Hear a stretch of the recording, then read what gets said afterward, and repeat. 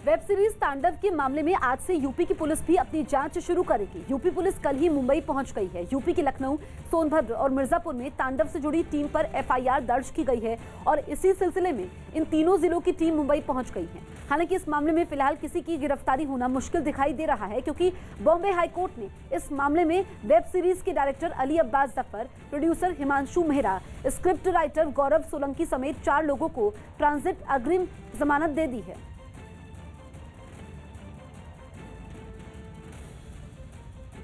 माननीय उच्च न्यायालय ने तांडव ये वेब सीरीज के राइटर, प्रोड्यूसर और डायरेक्टर को अंतरिम ट्रांजिट एंटीसिपेटरी बेल मंजूर की है।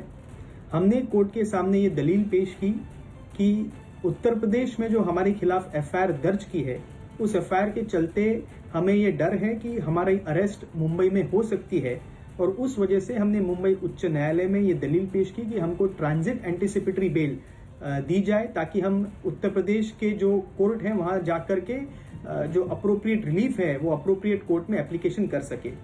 माननीय उच्च न्यायालय ने हमारी दलील को स्वीकारते हुए हमें 3 हफ्तों का समय दिया है।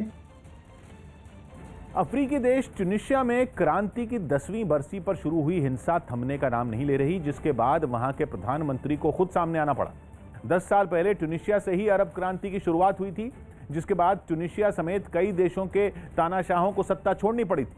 लेकिन बेरोजगारी, महंगाई और तानाशाही के खिलाफ लड़ी गई उस जंग से भी जब कुछ नहीं मिला तो 10 साल बाद लोग फिर सड़कों पर उतर आए।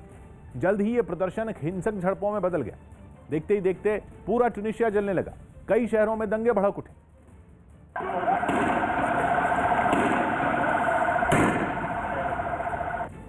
सेना तैनात करने के बावजूद जब हालात संभालना मुश्किल हो गया तो आखिरकार वहां के प्रधानमंत्री को सामने आना पड़ा।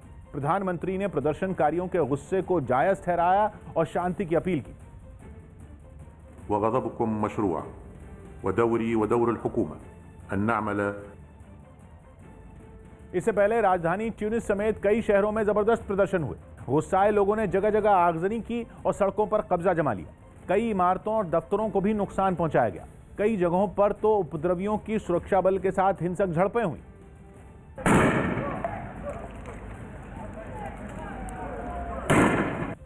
बाद में हिंसा से जूझ रहे इलाकों में शांति बहाली के लिए सेना उतार दी गई, जबकि बड़ी तादाद में उपद्रवियों को गिरफ्तार भी किया गया। पश्चिम बंगाल में सीएम ममता बनर्जी को एक और झटका लगा है। टीएमसी विधायक और ममता बनर्जी के करीबी माने जाने वाले अरिंदम भट्टाचार्य बीजेपी में शामिल हो गए, जिन्हें बीजेपी नेता भूपेंद्र यादव ने दिल्ली में पार्टी की सदस्यता दिलाई। बंगाल में बीजेपी के प्रभारी कैलाश विजयवर्गीय और बीजेपी नेता शाहनवाज हुसैन के सामने अरिंदम भट्टाचार्य ने पार्टी का दामन थाम लिया। पार्टी में शामिल होते ही उन्होंने कैलाश विजयवर्गीय के पैर छूकर उनका आशीर्वाद लिया, जिसके बाद कैलाश विजयवर्गीय ने भी गले लगाकर उनका गर्मजोशी से पार्टी में स्वागत किया। बीजेपी में आते ही उन्होंने राज्य की ममता सरकार पर निशाना साधने में देर नहीं लगाई।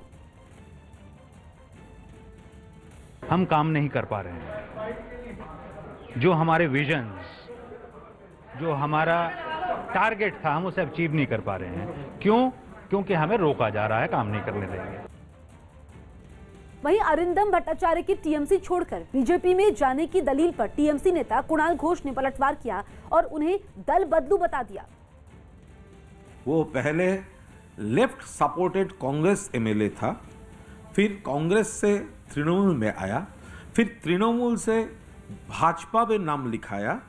हमारा बेस्ट विशेस उनका साथ है। सुप्रीम कोर्ट ने आधार कानून को सही बताया। आधार कार्ड कानूनी तौर पर बना रहेगा। इसके खिलाफ दाखिल पुनर्विचार याचिका को भी सुप्रीम कोर्ट ने खारिज कर दिया। इससे पहले 2018 में भी सुप्रीम कोर्ट ने आधार कानून को सही बताया था। गुजरात सरकार ने ड्रैगन फ्रूट का नाम बदलकर कमलम कर दिया। सरकार का तर्क है कि ड्रैगन नाम होने से इस फल को चीन से जुड़ा समझा जाता है, इसीलिए इसके नाम में बदलाव किया गया। अभी कमलम किया, अपने इंडिया में प्रोडक्शन ज़्यादा होगा, हमको सस्ता भी पड़ेगा और थोड़ा सेल्स भी ज़्यादा बढ़ेगा। राजस्थान में कांग्रेस के विधायक गजेंद्र सिंह शक्तावत का निधन हो गया। वो 48 साल के थे और काफी समय से उनके लिवर की बीमारी का इलाज दिल्ली के ILBS अस्पताल में चल रहा था। शक्तावत के निधन पर सीएम अशोक गहलोत और सचिन पायलट समेत कई नेताओं ने दुख जताया। उदयपुर की वल्लभनगर विधानसभा सीट से विधायक गजेंद्र सिंह शक्तावत को पायलट का करीबी नेता माना जाता था। टीम इंडिया की टेस्ट सीरीज में शानदार जीत पर ऑस्ट्रेलियाई मीडिया ने टीम इंडिया की तारीफ की। आईसीसी ने ऑस्ट्रेलिया के अखबारों की एक तस्वीर शेयर की जिनमें बताया गया कि भारत की ये जीत वर्ल्ड क्रिकेट के लिए भी खास है। चेन्नई में बने पूर्व सीएम जयललिता के स्मारक की शुरुआत 27 जनवरी को होगी। तमिलनाडु में इसी साल विधानसभा चुनाव होने हैं। ऐसे में इस स्मारक की शुरुआत से पहले ही कई तरह की चर्चाएं शुरू हो गई। दिलचस्प ये भी है कि इसी दिन भ्रष्टाचार के आरोप में सजा काटने के बाद जयललिता की करीबी शशिकला जेल से रिहा होंगी। आईपीएल 2021 के लिए छोड़े गए और रखे गए खिलाड़ियों की लिस्ट सभी टीमों ने बीसीसीआई को दे दी। न्यूज 18 के अमृत आनंद की रिपोर्ट है कि राजस्थान रॉयल्स ने स्टीव स्मिथ को छोड़ने का ऐलान किया और युवा बल्लेबाज संजू सैमसन को टीम का कप्तान बना दिया। रॉयल चैलेंजर्स बेंगलोर ने ऑरोन फिंच को बाहर का रास्ता दिखा दिया। इसके अलावा क्रिस मॉरिस, डेल स्टेन और मोइन अली को भी टीम ने छोड़ने का ऐलान किया। किंग्स 11 पंजाब ने ग्लेन मैक्सवेल, शेल्टन कॉटरेल और मुजीबुर रहमान को टीम से बाहर किया। चेन्नई सुपर किंग्स में इस बार केदार जाधव, मुरली विजय और पीयूष चावला नहीं होंगे, जबकि हरभजन सिंह पहले ही कॉन्ट्रैक्ट खत्म होने के कारण टीम से अलग होने का ऐलान कर चुके हैं। दिल्ली कैपिटल्स ने कीमो पॉल, जेसन रॉय और संदीप लमिछने को टीम से बाहर किया है, जबकि मुंबई इंडियंस ने तेज गेंदबाज लसित मलिंगा, जेम्स पैटिंसन और नॉर्थन कुटराइलन को इस बार टीम में जगह नहीं दी है। अब 11 फरवरी को आईपीएल के 14वें सीजन के लिए खिलाड़ियों की नीलामी की जा सकती है, जिसमें वो सभी खिलाड़ी उपलब्ध होंगे जिन्हें उनकी टीमों ने छोड़ा है।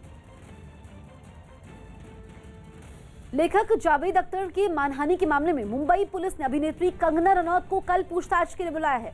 जाने माने लेखक जावेद अख्तर ने कंगना रनौत के खिलाफ मानहानि का मुकदमा दायर किया है। मुंबई पुलिस की तरफ से भेजे गए नोटिस में कंगना को जुहू पुलिस स्टेशन में पेश होने के लिए कहा गया है। जावेद अख्तर ने कंगना पर एक इंटरव्यू के समय अपने खिलाफ आधारहीन टिप्पणी करने का आरोप लगाया है। जावेद अख्तर ने पिछले साल नवंबर में कंगना के खिलाफ अंधेरी मेट्रोपॉलिटन मजिस्ट्रेट के सामने आपराधिक शिकायत दर्ज करवाई थी।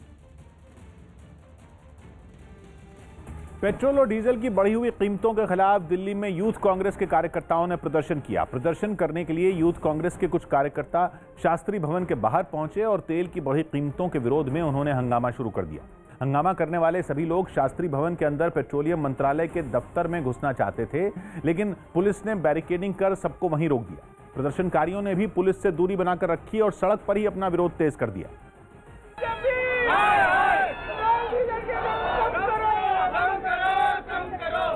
ज्यादातर लोग नारे लगाकर हंगामा करते रहे, जबकि प्रदर्शन में शामिल यूथ कांग्रेस के एक कार्यकर्ता ने भैंस के पोस्टरों के आगे बीन बजाकर विरोध जताया। इतना ही नहीं, एक मोटरसाइकिल की अर्थी सजाकर भी तेल की बढ़ी कीमतों को कम करने की मांग की गई।